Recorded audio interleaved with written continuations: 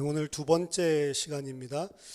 신약 성경을 그 신약 시대의 그 세계 속에서 봐야 된다라는 이야기들을 간단하게 말씀드렸고, 그 신약 성경 책이 무슨 책이냐라고 했을 때 세 가지로 우리가 결국에는 농축이 된다고 했습니다. 하나는 신약 성경은 역사에 기반을 두고 있는 그런 책이다. 그래서 역사성에 대해서 이야기를 했고, 그러면서도 역사를 그대로 쓴 것이 아니고 분명한 목적을 가지고 썼다고 했습니다. 신학적인 목적. 신학적인 목적이라는 것은 하나님이 누구시고, 그리고 하나님이 그의 백성들, 사람들과 어떤 관계를 맺으시기를 원하시고 그 일을 이루시는지, 하나님과 하나님의 백성 사이의 관계까지 들어가 있는 게 그 신학적인 내용이라고 볼 수가 있고요.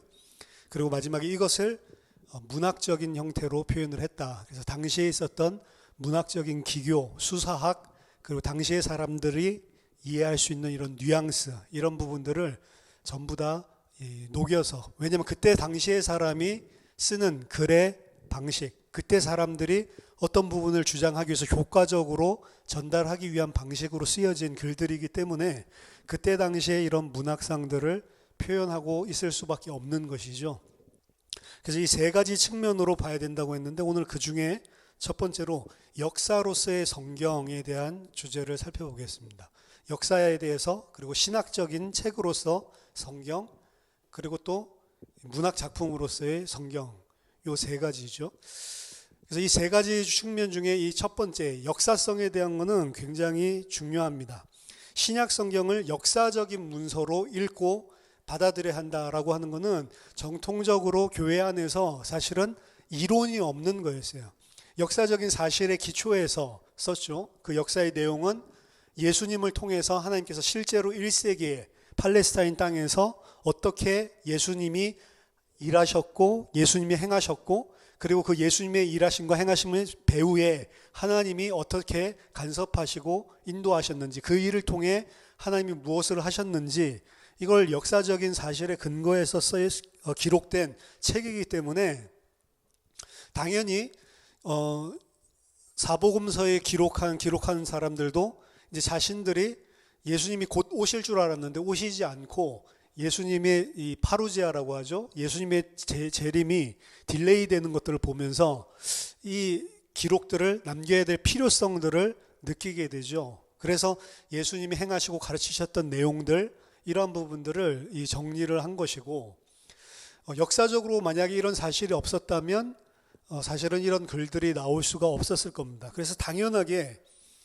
일반적으로 교회 안에서는 이 신약 성경 안에 있었던 갖가지 일들, 예수님과 그리고 초대교회에 예수님을 따랐던, 예수님을 믿었던 많은 사람들, 사도들과 그 이후의 성도들이 어떻게 살았고 믿었고, 그리고 어떻게 그들을 통해서 교회가, 초기 교회가 세워지도록 하나님께서 역사 속에서 일하셨는지, 그 부분을 당연히 기록한 것이겠죠. 따라서 기독교에서는 일반적으로 하나님은 자기 자신을 계시하시는데 그냥 계시하신 것이 아니라 어떤 사람의 의식 속에 역사에서 계시할 수도 있겠지만 그런 식으로 계시하신 것이 아니고, 혹은 종교적인 감정이나 이런 흥분 상태, 그런 것들 통해서 감으로 그렇게 계시하신 것이 아니고, 실제 역사 속에서 예수님의 삶과 죽음 그리고 부활 속에서 하나님이 자기 자신을 계시하셨다라고 생각을 해왔고 그렇게 말하고 있습니다. 다르게 표현한다면 하나님은 시공간이라고 하는 지금 우리가 살고 있는 이 세계 속에, 더 구체적으로는 팔레스타인이라고 하는 땅의 1세기의 그 사회, 국가, 문화, 그 속에서 하나님께서 하나님의 아들을 인간의 모습으로 보내셔서 이스라엘에게 약속하셨던 그 언약을 역사 안에서 이루셨다라는 것을 기독교인이라면 전부 다 믿고 있고 그렇게 증거를 하고 있죠. 따라서 기독교와 역사라고 하는 것은 뗄래야 뗄 수 없는 관계를 가지고 있다라고 볼 수가 있습니다. 우리는 예수님과 사도들이 기독교의 규범, 기독교란 이런 것이다 라고 하는 것을 구성했다고 믿기 때문에 신약 성경 속에서 역사를 공부합니다. 예수님이, 그리고 예수님을 따르던 사도들, 그리고 그 사도들에 의해서 세워진 교회들이 무엇을 믿었고, 그리고 그들이 어떤 삶을 살았고 무엇을 지향하고 살았는지, 이런 역사적인 사건들 속에 하나님이 우리에게 알려주시려고 하는 교회, 성도의 규범이 있다라고 인식을 하고 있습니다. 그래서 이 규범은 하나님이 신약성경 배후에서 이 배후에 있는 그 역사 속에서, 역사에 있었던 많은 사건들 속에서, 신약성경의 수많은 27권의 책들 속에서 하나님이 그 경험, 실제 성도들이 살아갔던 그 경험들을 통해서 하나님 자기 자신을 계시하였다라는 믿음이 자연히 발생하게 된 것입니다. 이러한 믿음은 어느 날 갑자기 생긴 것이 아니고 처음부터, 기독교가 처음 세워졌을 때 굉장히 초기부터 자연스럽게 자라나게 되었고, 따라서 그리스도인이 된다는 것은 신약 성경 안에 그려진 그 사람들, 그 내용들이 우리의 삶과 연장선상 속에서 연결되어 있다라고 당연히 믿고 살고 행동하는, 그래서 기독교인이다라고 하면 성경 안에서 이야기하고 있는 그때 당시에 가졌었던 믿음, 행위, 삶, 지향하는 가치관, 이런 것들이 나랑 똑같다라고 사실은 생각을 하는 거죠. 그리고 그런 것이 만약에 없었다라고 한다면 사실은 말이 안 되는 것이고, 그래서 기독교에서 제일 중요하게 생각하는 것은 이 성경에 기록된 내용들인데, 그 내용들은 하늘에서 뚝 떨어진 것이 아니고 실제로 삶들 속에서 하나님께서 계시하신 내용들을 기초로 하고 있습니다. 역사 속에서요. 이러한 믿음은 오직 성경을 모토로 삼고 있는 종교 개혁주의자들, 그리고 개혁교회죠, 이 안에서 더욱더 탄력을 받게 됐습니다. 따라서 기독교 초기의 역사적인 맥락 속에서 신약 성경을 이해하고 공부하는 것은 뭐 당연한 것이다, 그리고 굉장히 중요한 것이다 라고 할 수가 있습니다. 하지만 이런 당연히 받아들여야 될 이런 개념이 어느 때부턴가 흔들리고 무너지기 시작했단 말이에요. 그게 뭐냐면 18세기부터 있었던 계몽주의입니다. 계몽주의, 인라이트먼트라고 하죠. 인라이트먼트라고 하는 것은 이제 팍 깨어났다라는 소리인데, 계몽주의 시대 때부터 시작해서 이 역사라고 하는 관점이 부딪히게 됩니다. 계몽주의라고 하는 것은 그동안 우리가 지식적으로 발전을 하지 못했기 때문에 신이라든지 미신적인 것, 신화적인 것, 이런 것들에 의해서 잘못된, 허황된, 그리고 사람이 꾸며내고 상상 속에 있는 그런 세계관에 묶여 있었던 그런 미개한 시대가 있었다는 거죠. 근데 이제 인라이트먼트, 뭔가 빛이 임하고 이제 깨어나고 자각이 된 인간은 더 이상 그런 것들에 의해서 좌지우지 될 수가 없다는 겁니다. 그래서 이때부터 초자연적인 것, 그리고 신적인 것, 하나님, 뭐 영적인 것, 이런 것들의 법칙은 이 세상의 법칙이랑 전혀 다르다고 정의를 하는 거예요. 결과적으로 많은 역사가들은 성경 안에서 하나님이나 초자연적인 이런 미신의 껍질들을 벗겨내야만 된다. 어떻게 뭐 사람이 무리를 걸을 수 있고 죽었던 사람을 살릴 수가 있고, 말도 안 되는 일, 죽었던 사람이 어떻게 살아나고, 이런 것들은 말도 안 되는 미신이라는 거죠.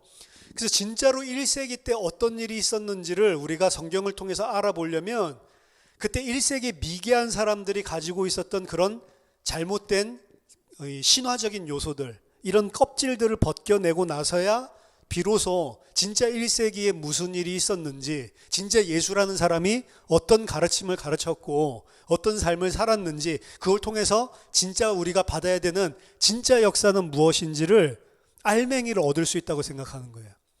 이 말이 되게 중요해요. 껍질과 알맹이.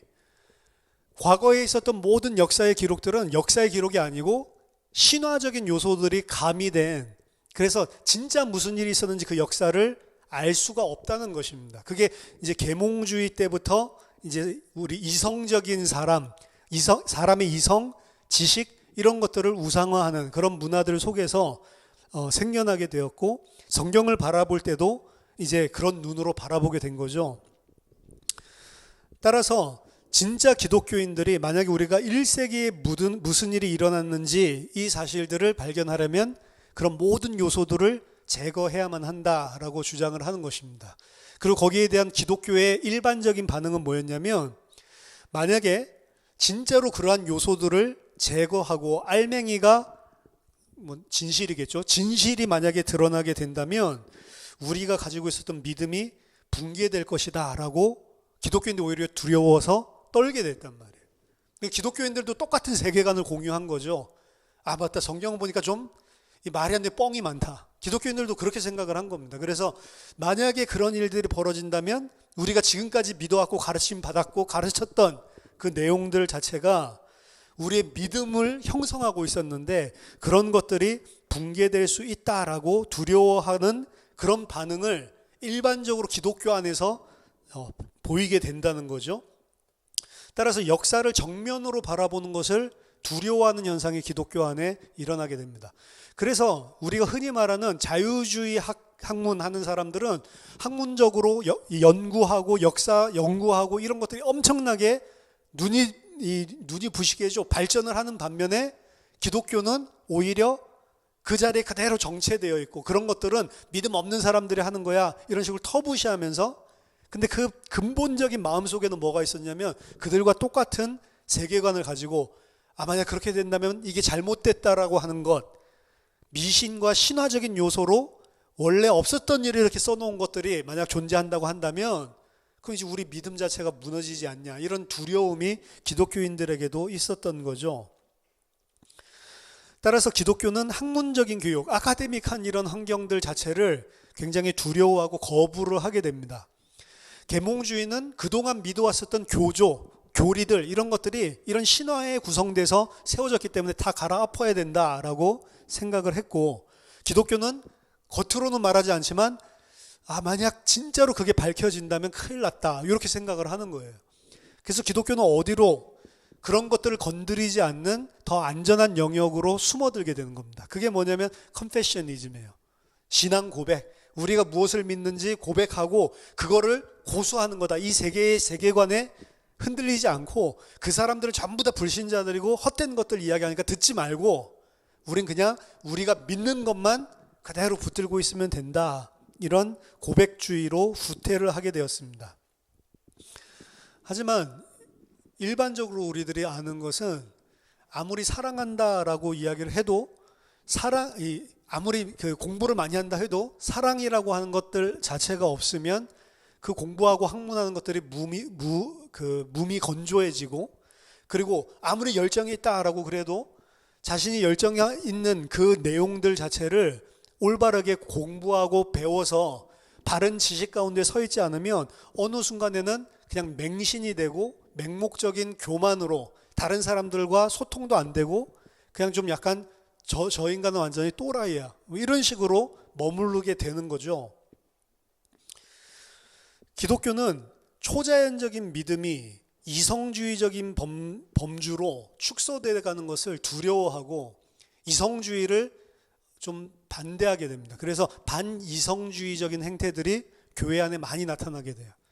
우리나라도 마찬가지입니다. 우리나라 기독교도 그런 색채들이 아직까지도 많이 남아있단 말이에요. 그러니까 지금 코로나 바이러스다 이런 것들 때문에 격리해라 이렇게 하는 것들도 어떻게 생각하죠? 하나님이 우리 지켜주시면 우리 모여서 예배 드리는데 성령이 우리를 보호해 주시지 않겠냐 이런 생각을 하는 사람들이 많다니까요.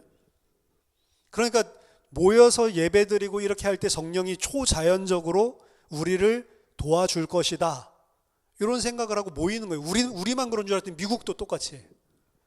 그러니까 교회 안에서 집단 감염이 일어날 확률이 높은 거죠. 저는 그게 반지성주의, 반이성주의에 해당한다고 생각을 하는데 그런 것들이 뿌리가 깊단 말이에요. 그러니까 이성적으로 생각하는 것 자체는 믿음이 아니다라고 생각을 하는 거죠.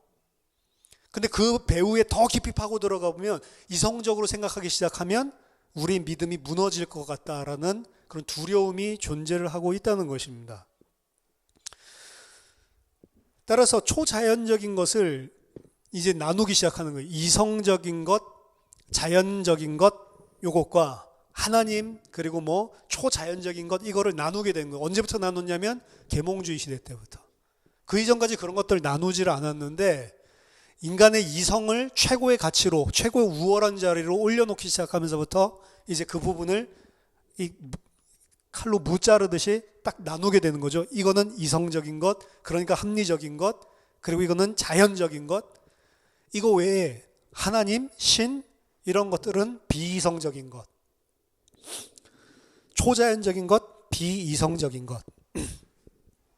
그래서 초자연적인 것을 이성적인 것과 자연적인 것과 배치를 시키는 자체가 계몽주의적인 세계관 때부터 발생하게 된 것입니다. 원래부터 그런 세계관은 없었어요.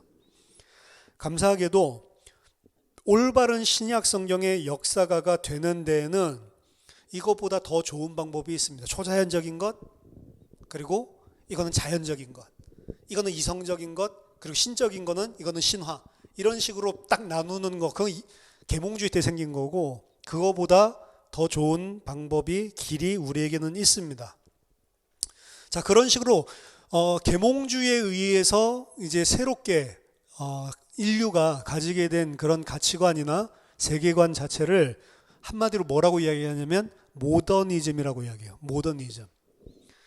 모더니즘, 현대주의 이렇게 말하는 사람은 없고, 모더니즘은 그냥 다 모더니즘이라고 하는데, 이제 모더니즘이 그래서 발생을 하게 되고, 그 모더니즘적인 세계관을 가지고 있는 거죠. 그래서 17세기부터 시작해서 19세기 중엽까지 모더니즘이 완전히 주류를 이루게 되죠. 20세기 중엽까지 모더니즘이 판을 치게 됩니다. 모더니즘이 이제 무너지게 되는 계기는 인간이 생각하는 대로 일들이 잘 안 풀리는 1차 세계대전, 2차 세계대전이 일어나면서 모더니즘이 가졌던 환상이 깨지기 시작하면서부터, 그 다음에 뭐가 들어왔냐면 모더니즘 이후에 그런 시대가 열리죠. 그걸 포스트 모더니즘이라고 하는 거예요.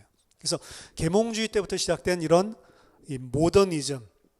그래서 모더니즘은 이성적인 실증주의를 표방하고 있습니다. 이성적이어야 되고, 그리고 실제 우리들이 현실에서 볼 수 있는, 그러니까 이성적이고 실증주의적인 성격을 가지고 있기 때문에 이 안에서 지금 우리가 경험하지 않은 이상한 초자연적인 것들이 나타나거나 하나님의 음성을 듣는다거나 이런 것들이 나타나면, 이런 거는 우리가 살아보고 경험해본 세계에서는 나타날 수가 없는 일인데, 과학적으로 이성적으로 생각해 볼 때 그럼 이거는 뭔가 거짓말이다, 허구다, 이제 이런 식으로 생각을 하는 거죠.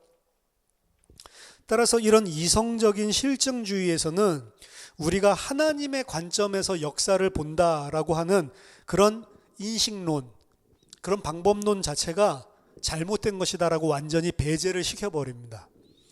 그리고 그걸 배제하고 나서 역사를 봐야 우리가 진짜 역사적인 진실을 밝혀낼 수가 있다라고 이야기를 하는 겁니다. 하지만 우리는 세상의 그 어떠한 곳에서도 이 사람들이 생각하는 거는 그런 것들을 벗겨내면 진짜 중립적인 역사를 성경 안에서 볼 수 있다라고 주장을 하는 거예요. 그래서 벗겨내기 작업을 한다니까요. 그걸 이제 불트만 같은 사람은 비신화화라고 이야기를 합니다. 신화적인 성격이 있는 것들을 다 벗겨내는 거죠, 신약 성경에서. 그렇게 하면 뭐가 남아요? 실제로 무슨 일이 역사적으로 있었는지 거기에 대한 것들을 우리가 그때서야 비로소 발견을 하게 된다는 거죠. 그럼 왜 그걸 벗겨내냐라고 했을 때 그건 객관적인 일이 아니라는 거예요.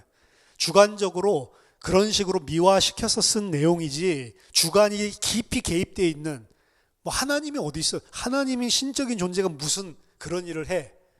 그런 것들을 써놓은 것 자체가 이미 어떤 다른 생각을 가지고 그 생각을 주입시켜 놓기 위해서 꾸며낸 이야기이기 때문에 역사적인 사실이 아니라는 거예요. 그래서 신약 성경 안에 있는 역사적 사건을 제대로 재구성하고 실체적인 역사적인 진실을 우리가 찾아내려고 한다면 그런 주관적인 신적인 요소들을 전부 다 빼내고 객관적인, 딱 누구든지 인정할 수밖에 없는 객관적인 역사를 추출해내야 된다는 것입니다.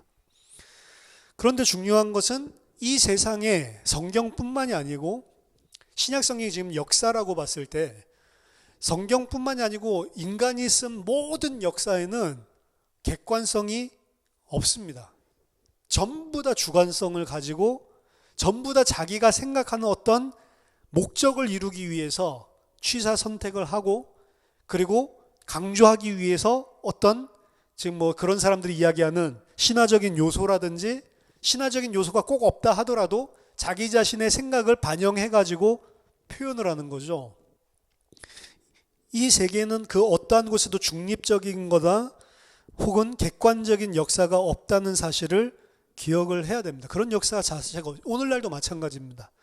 신문 기사를 보면 집회 이런 이야기들이 많이 나오는데 그 집회에 모인 것들을 예를 들어서 뭐 우리나라의 그런 보수 그런 이 정당을 밀어주고 지지하는 그런 기사 언론에 나온 보수 집회자의 이런 인원수, 그것과 보수가 아닌 진보 쪽을 지지하고 표방하는 이 사람들이 집계하는 그 집회의 참석자 수, 정부가 혹은 경찰이 발표하는 참석자 수, 이런 거 보면 다 틀려요. 전부 다 자기 보기에. 보수 집회할 때는 보수 집회자들은 엄청나게 많이 불리고, 숫자를, 보수 언론에서는. 그리고 진보적인 그런 개혁적인 그런 집회는 진보 개혁을 표방하는 그런 언론에서는 엄청 또 숫자를 불리고, 그리고 그걸 반대하는 사람들 그걸 엄청나게 또 축소시키고, 뭐 이런 일들이 오늘날에도 다반사로 사실은 일어나는 거거든요. 모든 신문 기사도 그래서 다 객관적인 그런 실체는 없습니다. 전부 다 주관적으로 들어가 있는 거예요. 그래서 아다르고 어다르다고 이렇게 이야기를 해도 똑같은 사건을 어떤 관점에서 이야기하느냐에 따라서 완전히 그 욕먹을 것으로 매두시켜 버릴 수도 있고 완전히 찬양일색으로 나올 수도 있다는 거죠. 따라서 우리는 세상의 그 어떠한 곳에도 중립적이거나 성경뿐만이 아니라 모든 역사의 기록에는 전부 다 주관성이 다 개입되어 있다는 사실을 인정을 해야 됩니다. 그러한 중립적인 객관적인 역사를 찾을 수 있다라고 생각한 것 자체가 계몽주의가 가지고 있었던 공상에 불과하다는 거예요. 이게 이제 이런 자체적인 의심을 이제 2차 세계대전을 거치면서 자신들이 생각했던 유토피아 이런 것들이 안 되거든요.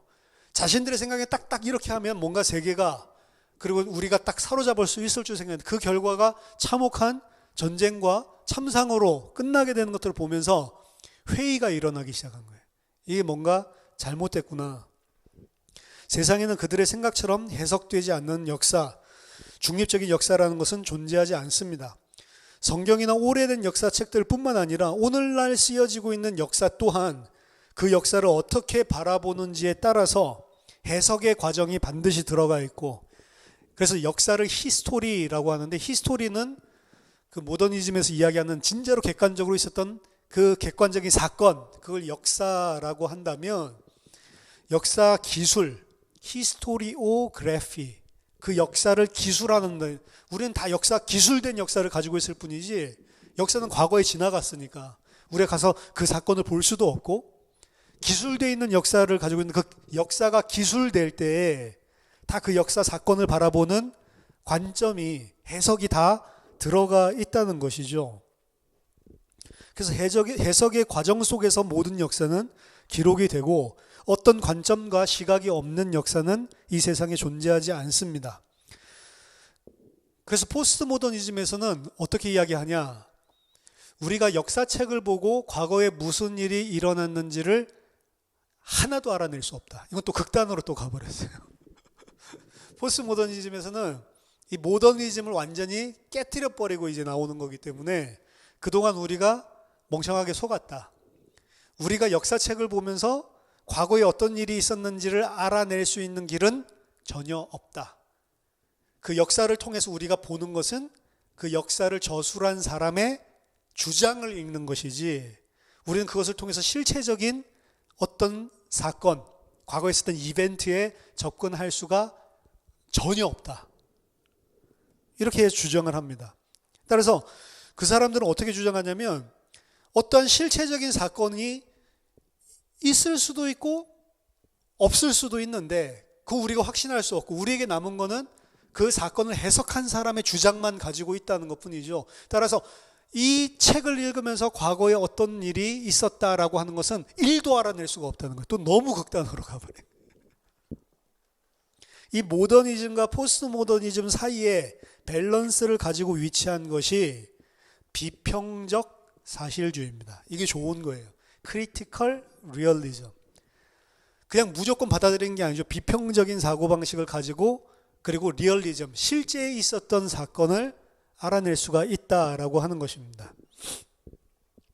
비판적인 사실주의는 이제 우리가 어떤 사실을 인지하고 지식을 쌓는 과정을 이렇게 표현합니다. 내가 알게 된 어떤 사실이 있고, 그리고 내가 가지고 있는 지식이 있어요. 그럼 어떤 내가 모르고 있는 지식이 있고, 내가 이미 알고 있는 지식이 있죠. 그럼 그거 사이에 커뮤니케이션, 소통을 통해서, 그 사이의 관계 작용을 통해서 우리가 알을 조금씩 나간다는 거예요. 그러니까 어떤 사실을 배울 때 그 사실을 전부 다 내가 없이 배우는 건 없어요. 똑같은 이야기를 하는데, 야, 너 참 예쁘다 라고 이야기를 하는데, 그 예쁘다 라고 하는 그 사실을 받아들이는 사람에 따라서 다르게 받아들인다니까. 야, 너 오늘 진짜 너무 예쁘다 이렇게 이야기하면, 왜 또 나를 갖다가 욕하냐. 난 내가 생각해도 내가 못생겼는데 너 지금 나 비꼬는 거지, 이렇게 받아들이는 사람이 있고, 예쁘다 그렇게 하면 아, 참 고마워 이렇게 받아들이는 사람이 있고, 그럼 똑같이 예쁘다라는 이야기를 하는데, 이제 예쁘다라고 하는 이 말하는 사람의 관점과 상관없이, 아, 저놈이 나를 비꼬아서 나를 또 비하하고 있구나 이렇게 받아들이는 사람이 있고, 그리고 그거를 그대로 받아들이는 사람이 있어요. 그건 사실은 객관적인 실체는 하나인데, 인식을 할 때 나에 의해서, 내 감정에 의해서 달라지는 거죠. 그러니까 이런 인식론, 이게 인식론인데, 어떤 사실이 있으면 그 사실을 그 사실대로 이렇게 우리는 받아들일 수가 없다는 겁니다. 어떤 사실이 있으면 받아들일 때 항상 내가 이미 가지고 있는 지식에 의해서 그 부분을 선별하거나 아니면 다른 색깔로 받아들일 여지가 있다는 거예요. 그렇기 때문에 비평적이라는 겁니다. 우리는 비평적으로 뭐든지 다 배운다는 거예요. 그렇지만 그렇다고 해서 내가 전혀 몰랐던 것들을 하나도 인지하지 않냐? 아니요, 내가 몰랐던 사실을 분명히 내 색깔을 끼고 받아들이기는 하지만 그 있는 사실이 영향을 주는 게 있단 말이에요. 포스트 모더니즘은 영향을 주는 게 1도 없다라는 거예요. 그럼 내가 어떤 책을 읽잖아요. 그럼 예를 들어서 인터넷에 대한, 홈페이지 만들기에 대한 책을 읽었어요. 그러면 포스트 모더니즘에서 뭐라고 이야기하냐면, 이 책에서 가르쳐 주고자 하는 그 정보, 내용, 이런 것들은 하나도 없다라고 이야기합니다. 내가 이 책을 읽어도 이 책에서 배우는 게 아니에요. 나는 내가 스스로, 이 책이 아니라 내가 가지고 있는 지식에 의해서 내 스스로 지식을 획득을 한다는 거예요. 근데 좀 말이 안 되죠. 그럼 그 책 왜 읽어?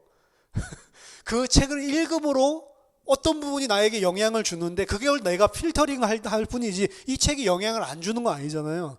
근데 포스트 모더니즘은 이 책은 아무 상관이 없다라고 이야기를 하는 겁니다. 모더니즘은 뭐라고 이야기해요? 이 책이 나는 없고 그냥 무조건 나에게 그대로 들어오는 게, 그게 인식론의 과정으로 생각하는 거죠. 근데 비판적 사실주의는 두 개를 다, 양쪽을 다 인정을 해주는 거예요. 이 책이 주는 정보도 내가 받아들이는데, 받아들일 때에 내가 가지고 있는 선 지식에 따라서 받아들이는 정도는 달라질 수가 있다. 그래서 똑같은 이야기를 하는데 사오정 같이 못 알아듣는 사람도 있고, 조금 1을 이야기했는데 내가 이야기하려고 하는 거에 10을 다 알아차리는 사람도 있고, 그렇지만 중요한 건 사오정이라도 이 책을 읽는다면 이 책에서 주는 정보가 어느 정도는 그래도 영향을 주겠죠. 하나도 없다, 그거는 말이 안 되죠. 따라서 지식을 얻게 되는 과정은 바로 배우는 자와 배움의 대상 사이의 지속적인 대화를 통해서 이제 점점 그 갭을 좁혀나가는 것이 배움, 인식이다라는 것을 이야기하는 것이 비판적 사실주의입니다. 지식은 알려고 하는 자와 독립적인 그 내가 알려고 하는 대상, 지적 대상 사이 그 갭이 분명히 존재하기는 하지만 계속해서 이 부분을 인터랙션을, 소통을 계속하고 관계를 계속해 나갈 때 결코 독립적이지 않게 이 책이 주는 영향을 포함해서 내가 무엇인가를 인식하고 알게 된다는 거죠. 쉽게 표현하면 이렇습니다. 모더니즘은 우리가 집에서 밖에 있는 풍경을 볼 때 깨끗한 유리창을 통해서 풍경을 본다는 거예요. 그러니까 있는 그대로를 그대로 받아들인다, 이거고, 반대로 포스트 모더니즘은 집에서 밖에 풍경을 보는데 그 유리창이 유리가 아니고 거울. 밖에 있는 거 하나도 안 보여요. 뭐만 보여요? 나만 보인다고. 그러니까 책을 읽는데 그 책이 주는 거 하나도 없어요. 나는 내 자신이 가지고 있는 거를 그 책을 통해서 그냥 볼 뿐이다. 나를 볼 뿐이다. 만약에 내 자신이 아닌 어떤 저 너머에 있는 그 풍경을 보게 된다면 그거는 굉장히 우연으로, 그래서 거울이 약간 갈라져 있는 틈 사이로 슬쩍 보는 경우도 존재는 하지만 거의 대부분은 나 자신을 그대로 반영하는 그런 내 자신의 모습을 보게 된다. 밖의 풍경은 전혀 내가 상상할 수 없는 것이다 라고 이야기를 하고 있는 겁니다. 비평적 사실주의는 뭐냐? 안에서 밖의 풍경을 보는데 유리는 유리인데 살짝 태닝이 돼 있는 유리. 살짝 태닝이 돼 있는 유리니까 보면 여러분들도 뭐 그런 경험이 있겠지만 태닝이 돼 있는 유리에 내가 밖을 보려고 하면 밖에도 보이지만 내 모습도 슬쩍 보이죠. 비평적 사실주의는 그 유리의 태닝을 통해서, 유리의 태닝은 내 자신이 가지고 있는 지식, 내 자신의 위치 때문에 내 자신이 투영돼서 그 지식을 습득하는 거기에 들어오는 것이 있고, 그렇다고 해서 전혀 밖의 모습을 못 보는 것이 아니고 분명히 그 밖의 모습도 내 자신이 투영되어 있기는 하지만 보게 된다는 거죠. 따라서 우리가 신약 성경을 읽으면서 취해야 될 태도는 모더니즘도 아니고 그리고 포스트 모더니즘도 아닙니다. 모더니즘은 성경 자체가 우리에게 성경 자체가 이런 신적인 요소나 그리고 슈퍼내추럴한 초자연적인 이런 요소들이 너무나 많기 때문에 우리에게 있는 그대로 진짜 있었던 역사를 우리는 신약 성경을 통해서 하나도 알 수가 없다. 만약 알려고 한다면 그런 것들 다 빼버려야 된다. 그런 거 다 빼버리면 이제 우리가 진짜 실체적인 역사적 사실에 접근할 수가 있다라고 이야기를 하는 거고, 포스트 모더니즘적인 이런 신약 성경은 이 역사 그거 아는 게 아니고 이거 읽으면서 내가 깨닫는 게 중요한 거지, 이때 무슨 일이 있었다 없었다 이런 것들은 전혀 중요하지 않고 그런 역사는 세계에 없다라고 하는 게 포스트 모더니즘입니다. 우리가 다가가야 될 것은 그 중간이라면, 이것도 아니고 극좌도 아니고 극우도 아니고 중간에서 어떤 미들 포지션을 가지는 거죠. 학문하는 데서 제일 중요한 것은 미들 포지션입니다. 좌우로 흔들리지 않고 항상 극단으로 가는 데에는 문제가 있어요. 이 토플 같은 거 하면은 이제 영어 작문 시험을 보거든요. 영작을 해야 되는데 영작을 잘하려면 어떤 주제에 대해서 논하라고 할 때 뭐 서론적으로 이런 주제는 뭐 이런 것들이 있다라고 하면서 그 주제에 대해서 나는 이렇게 생각한다. 거기까지만 하면은 이 B예요, B. B 아니면 C. 마지막에 뭐가 있어야 되냐면 항상 여지를 남겨둬야 돼. 나는 이렇게 생각을 하지만 반대로 이렇게 생각하는 것도 있을 수는 있다. 하지만 이런 이유에 의해서 나는 이것이 더 합리적이라고 생각한다. 그런 식으로 이 논지를 펼쳐나가야 그게 B랑 A 사이에 있단 말이에요. 항상. 뭐든지 내가 막 이거 극단적으로 주장하는 건 항상 뭐든지 문제점이 있습니다. 여러분. 극단적으로 할 때는 항상 반대쪽을 봐야 되는 거예요. 그렇게 하지 않으면 상당히 효과적이고 강력한 것 같은데 어떤 순간, 어느 순간을 임계점을 지나면서부터는 실제 성경을 가르칠 때 똑같습니다. 성경에서 가르치지 않는 거를 내가 이 구조화시켜서 스트럭처를 만들어서 성경이 말하지 않는 거로 어느 순간부터 가르치고 있는 것들을 볼 수가 있어요. 그래서 항상 밸런스를 차지하는 것이 중요한데, 우리가 성경을, 신약 성경을 역사로 본다라고 하는 것은 인지를 하는 겁니다. 신약 성경 안에 일어나 그 기록되어 있는 역사는 중립적으로 객관적으로 어떤 사건이 있었다는 것을 알려주려고 써놓은 책이 아니라는 것을 이미 알고 읽는 거예요. 그렇기 때문에 이 안에서 그게 이제 나중에 뭘로 연결되냐면 신학적인 책으로 연결이 되는 겁니다. 역사를 기록하긴 기록하는데 신학적인 목적을 가지고 기록한 책이란 말이에요. 그럼 그 신학적인 목적이, 신학적인 메시지가 이 글 기록의 목적이기 때문에 그 신학적인 목적에 부합하게 있었던 사건을 더 강력하게 표현할 수도 있고, 그리고 필요 없는 것들은 빼버릴 수도 있고, 사복음서를 보면은 거의 3분의 2는 예수님의 마지막 예루살렘에 올라가서 고난당하시고 죽는 그 딱 6월절 그 시간표에 3년 공생애가 쭉 3년을 다 쓴 게 아니고 거의 3분의 2는 예수님의 순환과 마지막 죽으시는 그 몇 주, 그 시간표에 모든 것들이 다 집중이 되어 있다는 거죠. 왜? 그게 중요하니까. 역사적인 관점에서 봤을 때. 어쩔 때는 예수님이 성전 정화를 예수님의 사역 마지막에 하기도 하고, 요한복음 같은 경우는 예수님이 성전 정화 사역을 공생의 초기에 하기도 하고, 그럼 초기에 한 게 맞냐 마지막에 한 게 맞냐라고 봤을 때 대부분 연대기로 본다면 마지막에 한 게 맞다고 합니다. 그럼 왜 요한은 거기다 썼냐라고 했을 때, 요한이 예수님이 행하신 그 사건을 연대기적으로 나열하는 게 아니고 예수님이 하신 그 일들이 무엇을 의미하는지를 신학적으로 자기가 전달하고 하는 메시지를 이 효과적으로 전달하기 위해서 연대기가 아니라 주제적으로 그 사건을 나열했다는 거죠. 따라서 비평적 사실주의로 성경을 바라보는 것입니다. 이 안에 분명히 이 성경은 역사적인 사건이고, 이를 통해서 역사적인 사건이 무슨 일이 있었는지 우리는 알 수 있지만,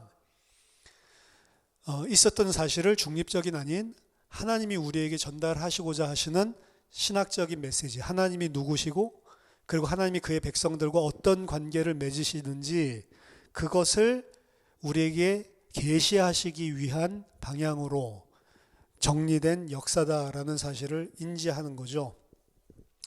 결론적으로 신약성경 공부에 있어서 신약성경을 역사로서 공부하는 것은 어떻게 우리가 추가적으로 하는 것이 아니고 사실은 중요한 것이고 반드시 해야만 되는 것입니다.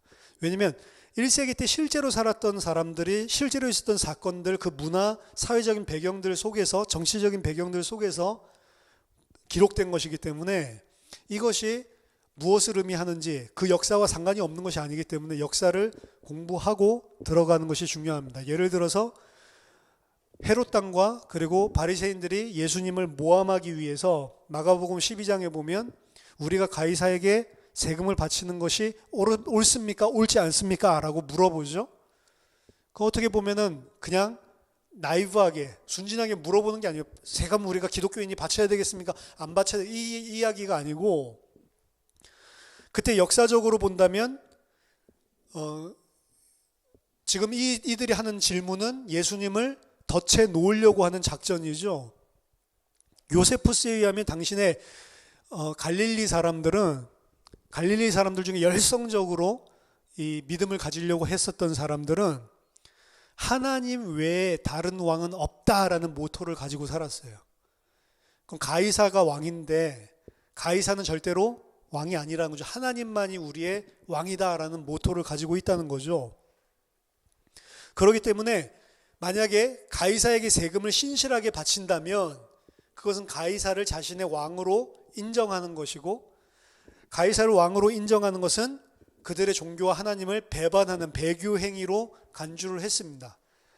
그렇기 때문에 예수님이 야 그래도 세금은 내야지 라고 이야기를 한다면 어떻게 생각해요? 저 사람은 배교하고 하나님을 대적하는 사람이다 라고 사람들이, 대중들이 인식을 하는 거죠. 반대로 야 하나님만이 왕이지 세금 바치면 안 돼 라고 이야기를 한다면 헤롯 땅이 고소하겠죠. 저 사람은 나라를 전복시키려는 사람입니다. 근데 이 헤롯 땅은 완전히 세속적인, 그리고 바리새인은 완전히 세속과 떠나서 하나님만 위하겠다는 사람인데, 하나님의 말씀대로만 살겠다고 하는 사람과 그리고 세속적인 가치관 가진 사람 둘이 원래 앙숙이에요. 앙숙. 근데 예수님을 모함해서 잡아 넣으려고 하는 데는 둘이 합당해가지고 서로를 이용해서 잡아 죽이려고 하는 거죠. 헤롯 땅도 바리새인적인 믿음을 통해서 가이사를 거부하기 위해서 예수를 잡아들려고 하는 거고, 바리새인들도 헤롯 땅이랑 같이 편먹고 우리의 표현이 아니라 헤롯 땅 말을 들어주면 우리가 저 사람은 메시아가 될 수가 없다, 선지자가 아니다라고 쳐버릴 수가 있고, 거기서 완전히 같이 한편이 돼서 예수님에게 덫을 놓은 건데, 따라서 예수님은 딜레마에 잡힌 거죠. 거기서 예수님이 데나리온을 가지고 오라고 합니다. 너희들이 가지고 있는 데나리온을 보여주라. 그때 그들이 가지고 있는 동전을 보여주죠. 그 당시 팔레스타인에 있었던 그 데나리온, 예수님 당시에는 대부분의 동전의 앞면에는 황제의 얼굴이 그려져 있고, 그 황제의 얼굴이 그려진 곳에 글이 써 있는데, 그 글의 내용이 뭐냐면 하나님의 아들 아우구스투스. 그 하나님의 아들이에요. 그리고 뒷면에는 대제사장. 그래서 아우구스투스의 어머니 리비아가 로마의 여신으로 추앙되면서 의자에 탁 앉아있는 여신으로서 그 그림이 양면에 그려져 있습니다. 너희들이 가지고 있는 그 동전을 보여줘라 라고 했을 때, 그 사람들이 보여준 동전의 아우구스투스는 하나님의 아들이다. 하나님의 아들이라는 표현은 아들이라는 소리가 아니고 하나님이라는 표현이거든요. 신적인. 그리고 그가 대제사장이다. 그럼 이건 뭐예요? 완전히 십계명의 이계명을 완전히 거역하고 있는 거예요. 그것을 갖다가 내가 가지고 있다라고 하는 거예요. 그러니까 예수님이 예수님 세금 바쳐라 라고 이야기하지 않았어요. 가이사의 것은, 너희도 하나님 백성은 가이사의 것은 가이사에게 줘라, 그렇게 이야기하거든요. 그럼 그 말은 뭐예요? 일부만 세금만 주라는 말이에요? 아니죠. 예수님 말씀은 너희 가지고 있는 모든 것을 다 가이사에게 줘라. 그리고 너희는 하나님의 것으로 하나님께 드려라. 하나님의 것으로 하나님께 드려라. 이 세상의 것, 가이사의 것, 우상 숭배하는 그런 것들을 너희들은 가지고 있으면 안 된다. 그런 것들은 세금뿐만이 아니고 가이사의 것은 다 가이사에게 줘라라고 이야기를 하죠. 근데 그 이야기를 듣고 바리새인이라고 생각해 보세요. 가이사의 것을 가이사에게 다 줄 수 있어요? 지네들도 먹고 살아야 되는데 세금만 바쳐야 됩니까? 라고 이야기했는데, 예수님 세금 바쳐라 라고 이야기하지 않고, 하나님을 믿는 너희들이 가이사가 하나님의 아들이고 대제사장이라는 그 동전을 가지고 있냐? 말이 안 되지. 그거는 십계명을 어기는 거지. 가이사의 것은 가이사에게 줘라. 뭐 찔르는 거예요, 사실은. 지네들이 하지 못하는, 자신들은 하나님의 사람이고 하나님 말씀 잘 지킨다고 하는데 그런 우상 숭배적인 그런 이방인의 것들을 꼭 쥐고 있단 말이에요, 이 사람들이. 그러면서 그 덫을 놓으려고 하는 거죠. 예수님은 유대인의 종교에 반하는 이방인의 돈을 그들에게 돌려주라 라고 이야기를 하는 겁니다.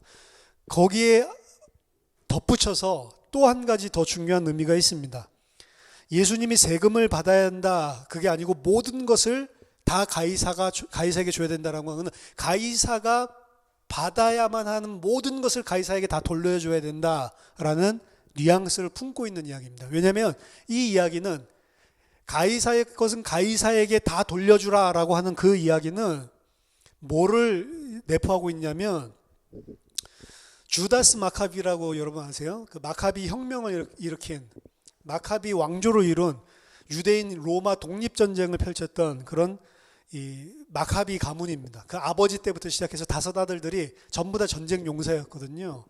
게릴라전을 통해서 거의 이 독립하려고 그랬어요.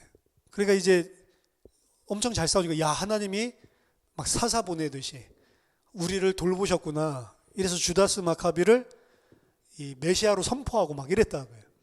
근데 그 주다스 마카비에게 그 아버지가 유대인들을 독려할 때 했던 말이 있습니다. 이방인들에게 그들의 모든 것을 완전하게 돌려주자, 이런 말을 합니다. Pay back the Gentiles in full.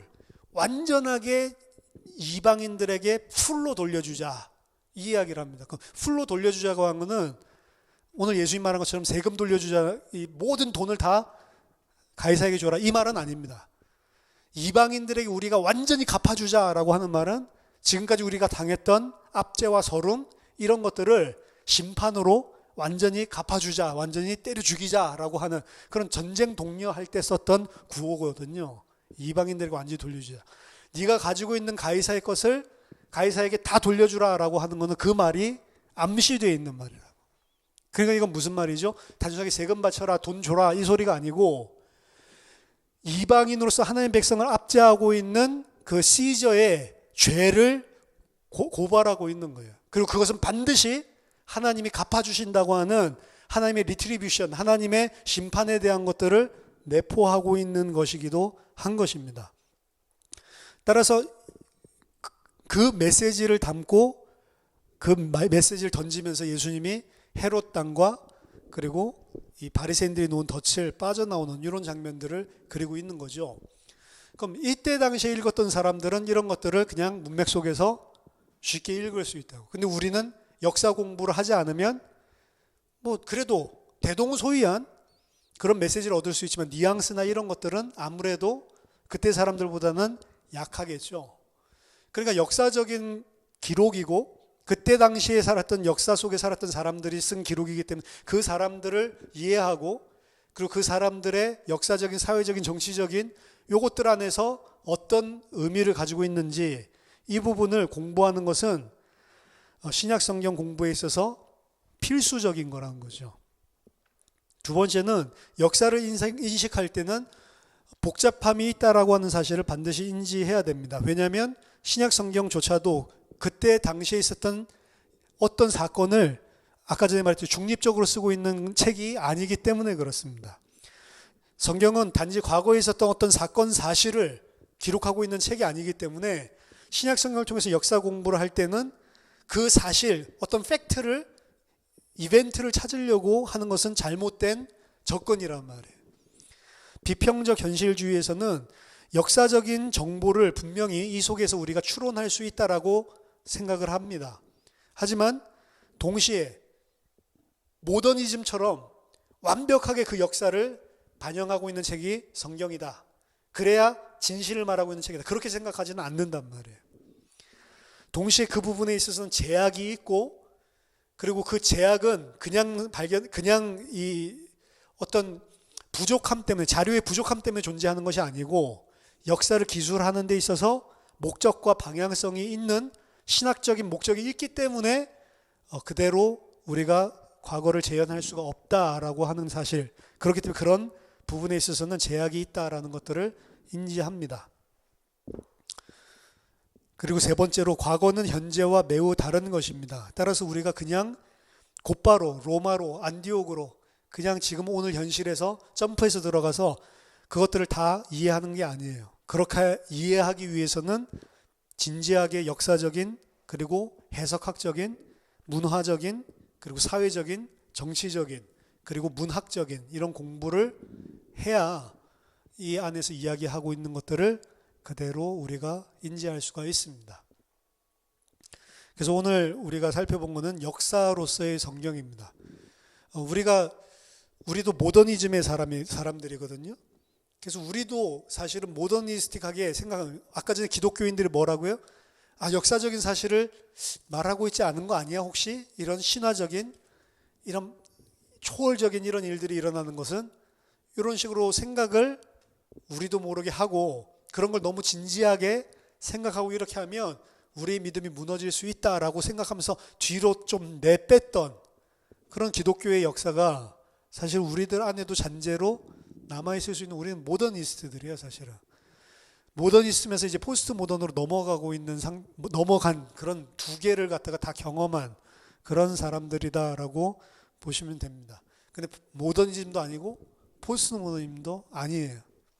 성경 자체를 통해서 역사의 사실들을 알 수 있지만 모더니즘적으로, 포스트 모더니즘적으로 100% 그렇게 알 수 있는 게 아니고 이 안에서 목적을 가지고 쓰여진, 사실은 채색된, 어떻게 보면 신학적인 메시지를 전달하기 주 목적으로 쓰여진 것이기 때문에 완전한 역사 재구성이 아니고 신학적인 역사로서 우리가 알고 미리 접근을 하는 거죠. 그래서 이 안에서 무슨 일이 있었다 없었다 이런 거 찾아내려고 성경 보는 게 아니구나, 이미 그걸 깔고 들어간 거고 그거 전달하려는 책도 아니구나 라는 걸 깔고 성경을 보는 거예요. 그래서 성경 안에 역사적인 뭔가 오류나 모순이나 혹은 기존에 알고 있는 일반 세속적인 역사책이랑 뭔가 약간 이건 다른데 그런 것들 때문에 이 책이 진리를 안 쓰고 있는 거구나 이런 식으로 생각할 필요가 없는 거죠. 그거 쓰려는 게 이 사람들의 목적이 아니니까. 더더군다나 그런 연대나 그런 것들을 정확하게 기록해서 전달하려고 하는 관심은 1도 없어요, 사실은. 그래서 이 성경을 역사로서 본다라고 하는 것은 어떤 면에서는 약간 우리가 생각했던 단순한 것은 아니고 어떤 약간 복잡함이 존재는 합니다. 그럼에도 불구하고 신약 성경은 분명히 역사적인 책이고 그런 역사적인 관점을 가지고 우리가 배경 공부를 하고 봤을 때 진짜 이 성경이 우리에게 주는 내용들을 더 잘 이해하고 알 수 있다라고 하는 것입니다. 그럼 역사 끝났죠? 그럼 그 다음엔 신학, 신학적인 내용 이렇게 하나하나씩 살펴보도록 하겠습니다. 자, 제가 기도하고 마치겠습니다. 하나님 아버지 은혜를 감사드립니다. 저희들에게 바른 지식, 지혜를 주셔서 하나님 성경을 통해서 우리에게 계시하시고자 하시는 그 내용을 하나님 올바르게 분별하고 알고 가르침을 받고 성장할 수 있도록 하나님 성경을 대할 때마다 은혜를 더하여 주시옵소서. 예수 그리스도 이름으로 기도하옵나이다. 아멘.